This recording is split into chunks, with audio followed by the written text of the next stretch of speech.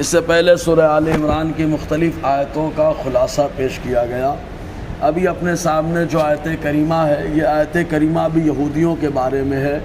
اور اس سے پہلے بھی یہودیوں کا ہی تعلق چل رہا تھا کہ اللہ تبارک و تعالیٰ نے ان لوگوں کے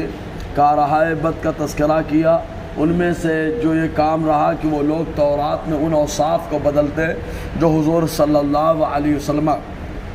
کی صفات اور آپ کی خوبیوں کو بتاتے۔ اور آج کی جو آیت کریمہ ہے، اس آیت کریمہ میں اللہ تبارک و تعالیٰ نے ان کی سازشوں کو فاش کیا۔ چنانچہ اگر کوئی اسلام لاتا، حضور صلی اللہ علیہ وسلم کا دیوانہ ہو جاتا، قرآن کا پابند ہو جاتا، تو یہودی ان کے پاس اور آتے، اور آنے کے بعد پہلا حربہ یہ استعمال کرتے اور کہتے یہ نبی آخر الزماں نہیں ہے۔ اگر یہ نبی آخر الزماں ہوتے تو ہم لوگ تو خود کتاب کے جانکار ہیں، آسمانی دین کو ہم لوگ بھی ماننے والے ہیں، تو تم سے پہلے تو ہم ایمان لے آتے اور تم سے پہلے ہم ان کا سپورٹ کرتے۔ اس طریقے سے لوگوں میں غلط فہمیاں پیدا کرتے، اور کبھی یہ کہتے اگر یہ نبی آخر الزماں ہوتے تو وہی دین لے کر کے آتے جو ہمارا دین ہوتا۔ چنانچہ ہمارے دین کے اندر جتنی باتوں کی اجازت دی گئی وہ ساری باتوں کی اجازت ان کو دینا چاہیے تھا، اور جن چیزوں سے روکا گیا ان چیزوں سے روکنا چاہیے تھا۔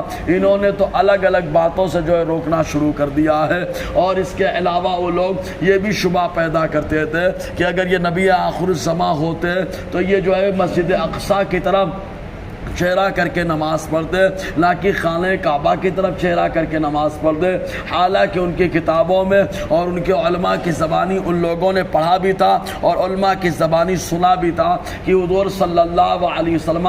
نبی الحرمین اور امام القبلتین ہوں گے، یعنی دونوں حرم کے نبی ہوں گے اور دونوں قبلے کے امام ہوں گے۔ اس کے باوجود وہ لوگوں کو ورغلانے کے لیے طرح طرح کے شبہات پیدا کرتے، لیکن اللہ تعالیٰ نے جن کو استقامت دی وہ شبہات اور اعتراض پر کان نہ دھرتے، اور دین اسلام کی بے بہا خدمت انجام ان لوگوں نے دی۔ تو اللہ تبارک و تعالیٰ ارشاد فرماتا ہے، قل اے محبوب آپ فرما دو، یا اہل الکتاب، اے کتابیو، لما تصدون عن سبیل اللہ، کیوں اللہ کے راستے سے روکتے ہو؟ اب اللہ کے راستے سے مراد یہاں پر دین اسلام ہے۔ اللہ تبارک و تعالیٰ مطلب دین اسلام یہ اللہ تبارک و تعالیٰ کا راستہ ہے، اسی لیے اللہ کا کام کرنا، دین کا کام کرنا، یہ در حقیقت اللہ کی راہ میں کام کرنا ہوتا ہے۔ یہی وجہ کہ جیسے مجاہد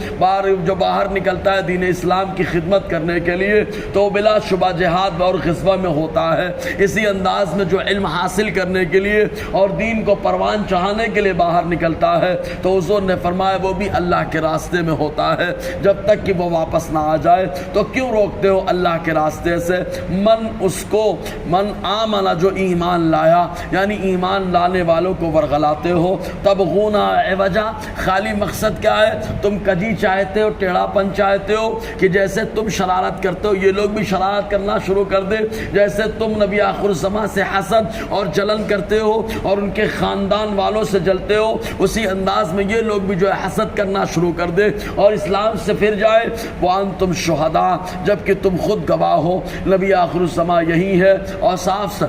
ساری ان کے اندر پائے جاتے۔ یہی وجہ کہ مکہ کے جو مالدار لوگ ہوتے وہ آتے یہودیوں کے پاس اور آ کر کے پوچھتے کہ یہ بتاؤ نبی آخر الزماں ہے کہ نہیں ہے؟ تو اگر یہ ان کے قریبی رشتہ دار ہوتے تو کہتے کہ ان پر ایمان رکھنا مضبوطی سے، ان کو چھوڑنا مت، کیونکہ ہم نے جو باتیں کتاب میں پڑھی ہیں نبی آخر الزماں کے بارے میں ساری باتیں ان کے اندر موجود ہے، اس لیے جمع رہنا۔ تو اللہ تبارک و تعالیٰ فرماتا ہے وَأَنْتُمْ شُهَدَاء، جبکہ تم خود ہی گواہ ہو کہ یہ نبی آخر الزماں ہے۔ حضرت عبداللہ ابن سلام رضی اللہ تعالی عنہم جب ایمان لائے، حضرت عمر رضی اللہ تعالیٰ نے ان کو بلایا اور بلا کر کے پوچھا یہ بتاؤ علماء یہود حضور کے بارے میں کیا کہتے ہیں، کیسے جانتے ہیں اللہ کے نبی صلی اللہ علیہ وسلم کو؟ حضرت عبداللہ ابن عباس نے کہا کہ حضرت عبداللہ ابن سلام نے کہا کہ آدمی اپنے بیٹے کے بارے میں شبہ کر سکتا ہے کیونکہ بیٹے کے تعلق سے خالی عورت بتاتی ہے، لیکن نبی آخر الزماں کے بارے میں